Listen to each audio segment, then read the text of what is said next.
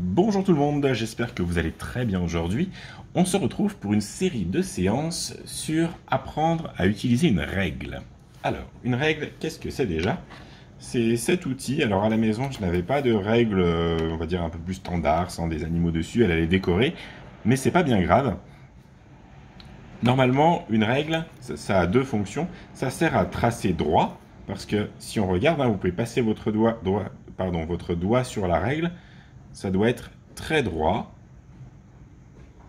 Et vous pouvez voir, une feuille, le bord de la feuille est très droit. Si vous mettez votre règle le long de la feuille, eh bien c'est droit pareil au début. Et tout le long, ça va suivre la feuille parce qu'une règle aussi est très droite. Les bords de la feuille sont bien droits, la règle aussi. Donc on va apprendre à utiliser une règle et à tracer des traits. Aujourd'hui, c'est ce qu'on va faire. Puis après, on apprendra à tracer des traits en passant par un point, par deux points, en essayant de tracer des formes géométriques, et puis en essayant de réaliser des dessins à la règle. Voilà les 5 séances qui nous attendent pour cette semaine.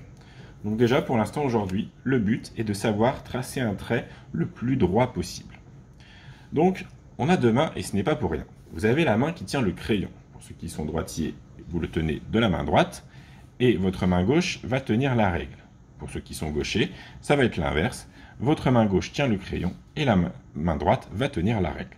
C'est très important, on ne peut pas tracer un trait si on ne se sert pas de ces deux mains. Un trait droit, bien sûr. La règle doit être posée. Voilà, par exemple, je veux tracer un trait ici, comme ça. Je vais tenir la règle avec mes doigts. Souvent, sur votre règle, vous avez quelque chose au milieu qui vous permet de tenir la règle. Donc, vous pouvez l'utiliser pour bien tenir la règle. La règle ne doit pas bouger. Elle ne doit pas se déplacer. Pendant tout le moment où je vais tracer le trait, la règle ne doit pas bouger.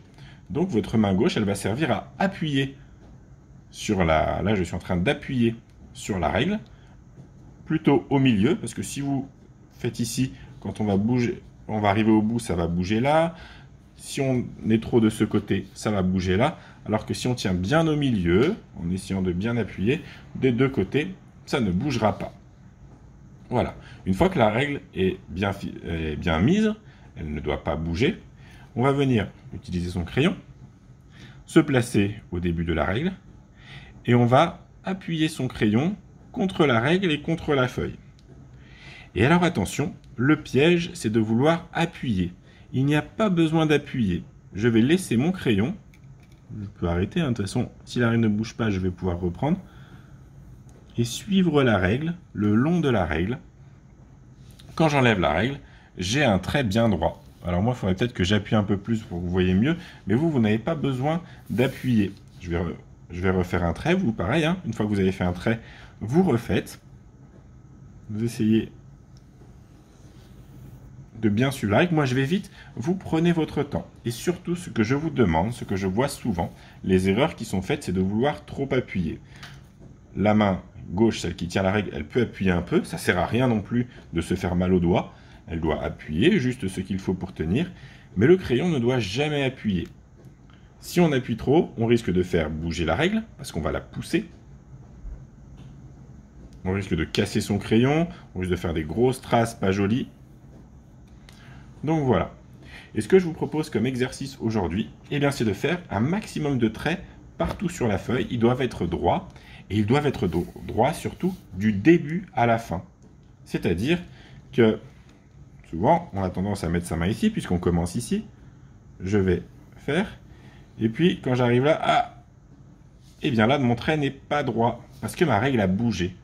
Si la règle ne bouge pas, normalement, il n'y a pas de raison. Le trait doit être droit. Il faut arriver à bien suivre la règle, parce que si on s'éloigne de la règle, là, j'étais plus sur la règle, donc mon trait n'est pas droit. Si c'est difficile au début, c'est normal. Si vous n'avez jamais tenu une règle, il va falloir apprendre à le faire. Donc c'est pour ça que aujourd'hui, je vous demande de vous entraîner à faire plein de traits partout sur la feuille, le plus possible. Et si vraiment au bout d'un moment il y a trop de traits et que vous voulez continuer, vous pouvez très bien continuer à faire sur une autre feuille. Donc j'espère que vous allez réussir à trouver une règle chez vous. Si jamais vous n'en trouvez pas, n'hésitez pas à me contacter pour me le dire, pour voir comment on peut faire pour cette séance. Voilà, mais en général, tout le monde a une règle chez soi ou quelque chose qui peut servir de règle. Voilà, crayon, papier et règle. Et on essaye de tracer le plus de traits possible sur la même feuille. Ça ne sert à rien de gaspiller des feuilles.